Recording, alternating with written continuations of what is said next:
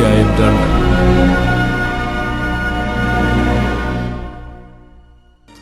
അനന്തരം ഹന്ന പ്രാർത്ഥിച്ചു പറഞ്ഞെന്തെന്നാൽ, എൻ്റെ ഹൃദയം യഹോവയിൽ ആനന്ദിക്കുന്നു, എൻ്റെ കൊമ്പ് യഹോവയാൽ ഉയർന്നിരിക്കുന്നു. എൻ്റെ വായ ശത്രുക്കളുടെ നേരെ വിശാലമാകുന്നു. നിന്റെ രക്ഷയിൽ ഞാൻ സന്തോഷിക്കുന്നു. യഹോവയെപ്പോലെ പരിശുദ്ധനില്ല, നീയല്ലാതെ ഒരുത്തനുമില്ലല്ലോ. നമ്മുടെ ദൈവത്തെപ്പോലെ ഒരു പാറയുമില്ല. ഡംഭിച്ച് നീ സംസാരിക്കരുത്. നിങ്ങളുടെ വായിൽ നിന്ന് അഹങ്കാരം പുറപ്പെടരുത്. യഹോവ ജ്ഞാനമുള്ള ദൈവം, അവൻ പ്രവൃത്തികളെ തൂക്കി നോക്കുന്നു. വീരന്മാരുടെ വില്ല് ഒടിഞ്ഞു പോകുന്നു, ഇടറിയവരോ ബലം ധരിക്കുന്നു. സമ്പന്നർ ആഹാരത്തിനായി കൂലിക്ക് നിൽക്കുന്നു, വിശന്നവർ വിശ്രമം പ്രാപിക്കുന്നു. മച്ചി 7 പ്രസവിക്കുന്നു, പുത്രസമ്പന്നയോ ക്ഷയിച്ചു പോകുന്നു. യഹോവ കൊല്ലുകയും ജീവിപ്പിക്കുകയും ചെയ്യുന്നു, പാതാളത്തിൽ ഇറക്കുകയും ഉദ്ധരിക്കുകയും ചെയ്യുന്നു. യഹോവ ദാരിദ്ര്യവും ഐശ്വര്യവും നൽകുന്നു, അവൻ താഴ്ത്തുകയും ഉയർത്തുകയും ചെയ്യുന്നു. അവൻ ദരിദ്രനെ പൊടിയിൽ നിന്ന് എഴുന്നേൽപ്പിക്കുന്നു, അഗതിയെ കുപ്പയിൽ നിന്ന് ഉയർത്തുന്നു. പ്രഭുക്കന്മാരോടുകൂടി ഇരുത്തുവാനും മഹിമാസനം അവകാശമായി നൽകുവാനും തന്നെ. ഭൂമിയുടെ അടിസ്ഥാനങ്ങൾ യഹോവയ്ക്കുള്ളവ, ഭൂമണ്ഡലത്തെ അവയുടെ മേൽ വെച്ചിരിക്കുന്നു. തൻ്റെ വിശുദ്ധന്മാരുടെ കാലുകളെ അവൻ കാക്കുന്നു. ദുഷ്ടന്മാർ അന്ധകാരത്തിൽ മിണ്ടാതെയാകുന്നു. സ്വശക്തിയാൽ ഒരുത്തിനും ജയിക്കുകയില്ല. യഹോവയോട് എതിർക്കുന്നവൻ തകർന്നു പോകുന്നു. അവൻ ആകാശത്തു നിന്ന് അവരുടെ മേൽ ഇടിവെട്ടിക്കുന്നു. യഹോവ ഭൂസീമാവാസികളെ വിധിക്കുന്നു. തൻ്റെ രാജാവിന് ശക്തി കൊടുക്കുന്നു. തൻ്റെ അഭിഷക്തൻ്റെ കൊമ്പ് ഉയർത്തുന്നു. പിന്നെ എൽക്കാനാ രാമിൽ തൻ്റെ വീട്ടിലേക്ക് പോയി. ബാലൻ പുരോഹിതനായ ഏലിയുടെ മുമ്പിൽ യഹോവയ്ക്ക് ശുശ്രൂഷ ചെയ്തു പോന്നു.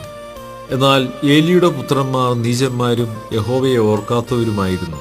ഈ പുരോഹിതന്മാർ ജനത്തോട് ആചരിച്ച വിധം എങ്ങനെയെന്നാൽ, ആരെങ്കിലും ഒരു യാഗം കഴിക്കുമ്പോൾ മാംസം വേവിക്കുന്ന സമയത്ത് പുരോഹിതന്റെ ബാല്യക്കാർ കയ്യിൽ മുപ്പല്ലിയുമായി വന്ന് കലത്തിലോ ഉരുളിയിലോ കുട്ടകത്തിലോ ചട്ടിയിലോ കുത്തും.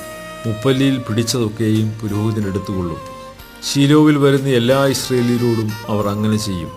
മേധസ് ദഹിപ്പിക്കും മുമ്പേ പുരോഹിതന്റെ ബാല്യക്കാരൻ വന്ന് യാഗം കഴിക്കുന്നവരോട്, പുരോഹിതന് വറുപ്പാൻ മാംസം തരിക, പച്ചമാംസമല്ലാതെ വേവിച്ചത് അവൻ വാങ്ങുകയില്ല എന്ന് പറയും. മേധസ് ദഹിപ്പിച്ചു കഴിയട്ടെ, അതിൻ്റെ ശേഷം നീ ആഗ്രഹിക്കുന്നിടത്തോളം എടുത്തുകൊള്ളുക എന്ന് അവനോട് പറഞ്ഞാൽ അവൻ അവനോട്, അല്ല, ഇപ്പോൾ തന്നെ തരണം, അല്ലെങ്കിൽ ഞാൻ ബലാൽക്കാരനെ എടുക്കുമെന്ന് പറയും. ഇങ്ങനെയായി യൗവനക്കാർ യഹോവയുടെ വഴിപാട് നിന്ദിച്ചതുകൊണ്ട് അവരുടെ പാപം യഹോവയുടെ സന്നിധിയിൽ ഏറ്റവും വലിയതായിരുന്നു. ശമൂവേൽ എന്ന ബാലനോ പഞ്ഞിനൂൽ കൊണ്ടുള്ള അങ്കി ധരിച്ച് യഹോവയുടെ സന്നിധിയിൽ ശുശ്രൂഷ ചെയ്തു പോന്നു. അവൻ്റെ അമ്മ ആണ്ടുതോറും ഒരു ചെറിയ അങ്കി ഉണ്ടാക്കി തൻ്റെ ഭർത്താവിനോടുകൂടെ വർഷാന്തരയാഗം കഴിപ്പാൻ വരുമ്പോൾ അവന് കൊണ്ടുവന്ന് കൊടുക്കും. എന്നാൽ ഏലി എൽക്കാനയെയും അവൻ്റെ ഭാര്യയെയും അനുഗ്രഹിച്ചു.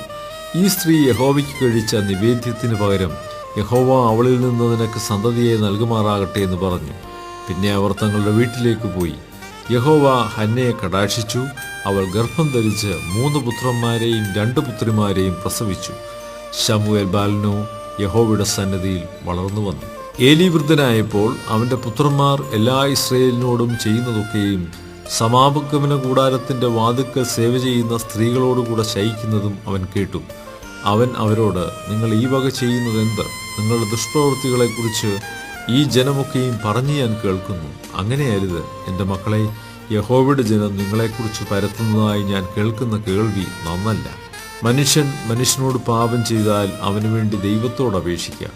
മനുഷ്യൻ യഹോവയോട് പാപം ചെയ്താലോ അവന് വേണ്ടി ആരപേക്ഷിക്കും എന്ന് പറഞ്ഞു. എങ്കിലും അവരെ കൊല്ലുവാൻ യഹോവ നിശ്ചയിച്ചതുകൊണ്ട് അവർ അപ്പൻ്റെ വാക്ക് കൂട്ടാക്കിയില്ല. ശമൂവേൽ ബാലനോ വളരും തോറും യഹോവയ്ക്കും മനുഷ്യർക്കും പ്രീതിയുള്ളവനായി വളർന്നു.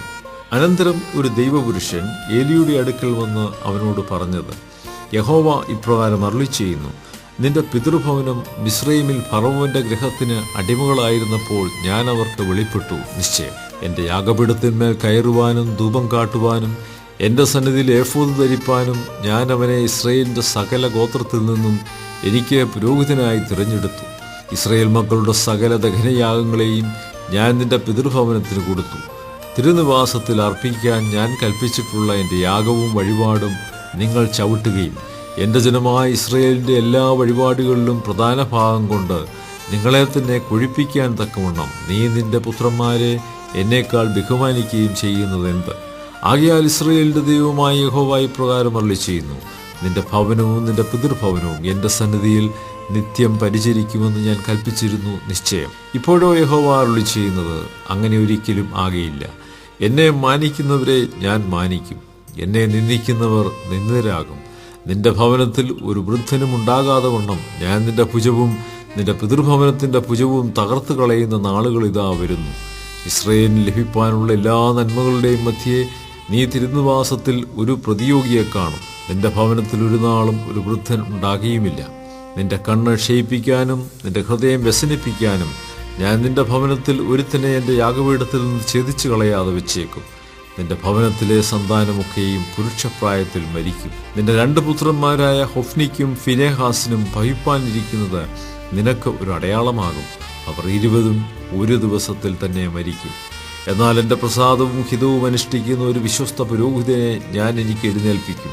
അവന് ഞാൻ സ്ഥിരമായ ഒരു ഭവനം പണിയും. അവൻ എൻ്റെ അഭിഷിക്തന്റെ മുൻപാകെ നിത്യം പരിചരിക്കും. നിന്റെ ഭവനത്തിൽ ശേഷിച്ചിരിക്കുന്നവനെല്ലാം അവൻ്റെ അടുക്കൽ വന്ന് ഒരു വെള്ളിക്കാശിനും ഒരു അപ്പത്തിനുമായിട്ട് അവനെ കുമ്പിട്ട്, ഒരു കഷ്ണം അപ്പം തിന്മാൻ ഇടവരേണ്ടതിന് എന്നെ ഒരു പുരോഹിതന്റെ വേലയ്ക്കാക്കണമേ എന്ന് അപേക്ഷിക്കും.